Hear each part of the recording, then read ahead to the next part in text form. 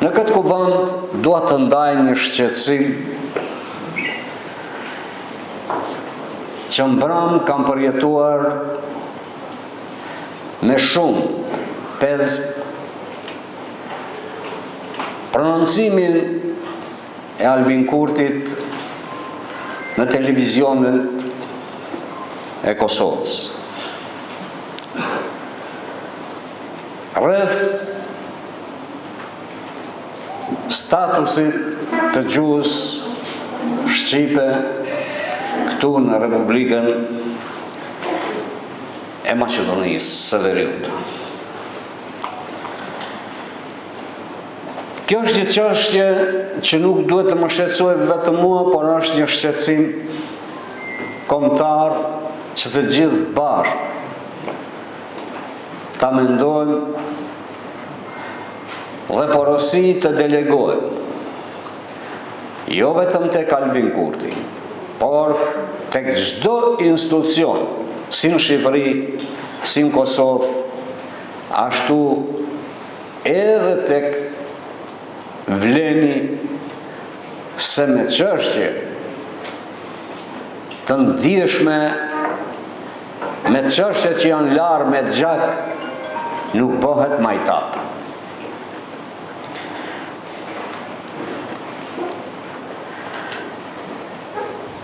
Ca prej nesh në Shkup, por edhe në Prishtinë dhe Tiranë, me vetdije ose jo, po ja bëjnë argatin të së keqes.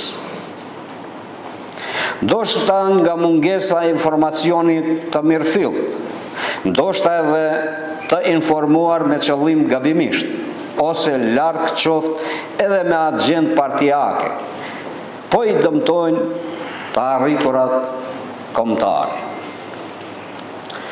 I dashur Albin, marrëveshja e Ohrit e vitit 2001 është gurthemeli edhe i planit të Ahtisarit për pavarësinë e Kosovës.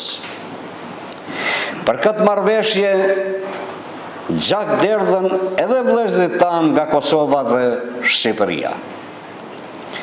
Kjo marrëveshje nuk është ideale, sepse është kompromis në kohë lufte, ku të dyja palët dolën barabartësisht të pakënaqur, por zgjodhen paqen dhe bashkëjetesën.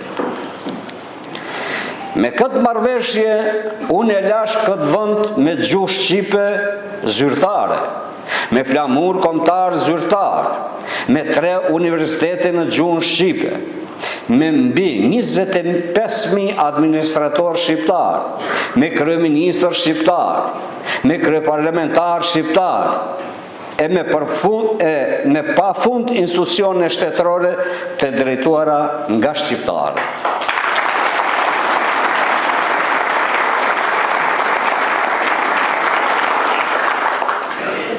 Unë e lash presidencën duke folë shqip në çdo komunikim, bashkë edhe me qeverinë, kuvendin, komunal, policinë dhe të gjitha institucionet shtetërore.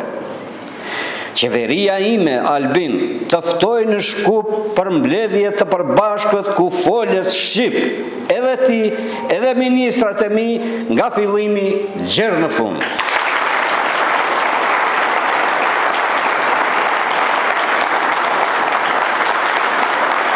Qeveria ime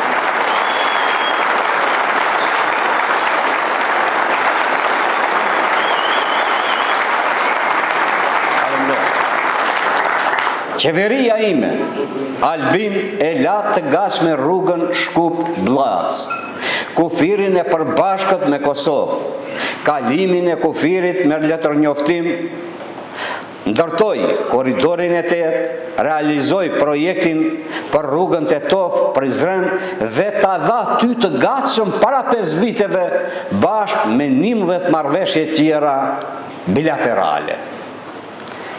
Qeveria ime, Albin, e njohu pavarësinë e Kosovës. E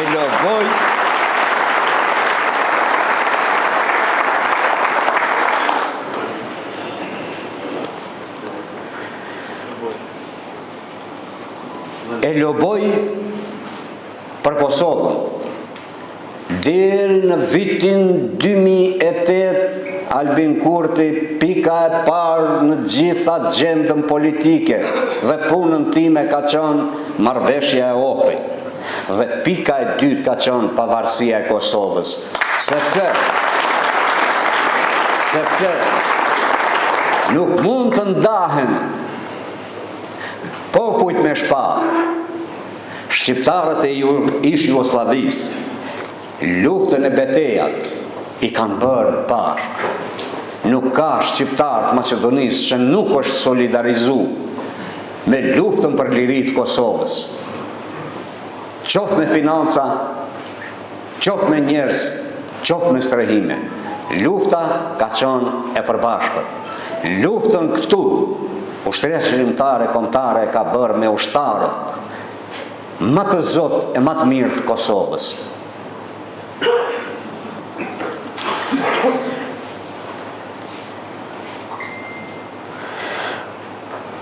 Nderuar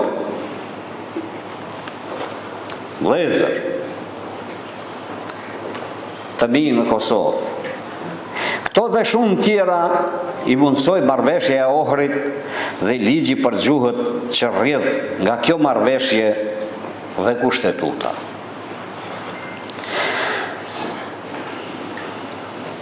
Mbram Albin fole që duhet respektuar vullnetin e popullit.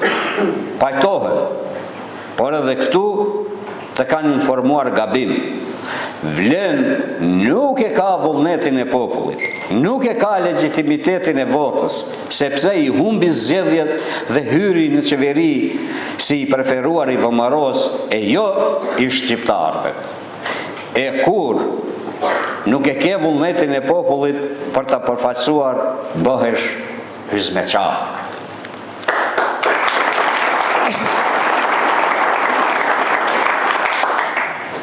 Nuk mundesh me mbrojt gjuhën se ta heqin si ta hoqën. Flamurin ta në përkëmbin administratorët t'i dëbojnë nga puna, institucionet t'i mbyllin, dyert për shqiptarët, asnjë projekt nuk e realizon dot sepse ke hyrë në përzgjedhjen e VMRO-s e jo me vullnetin e shqiptarëve.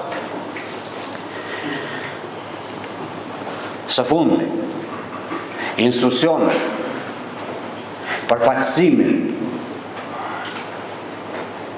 e kemi në saje të gjakut të derdhur dhe nuk meriton as marrëveshja e Ohrit, as një shqiptar që kjo marrëveshje që është bërë me gjak të përfaqësohet nga Stojkoviqi, miku i Putinit, që dje viziton Kinën, nesër Moskvën, kthehet tani në Beograd, dhe çfarë do presim ne nga Stojkoviqi përveç se poshtrimit në përkëmbjes dhe për fat të keq, njerëzit tanë po ja mbajnë ison që ai ne na poshtroi. Prandaj,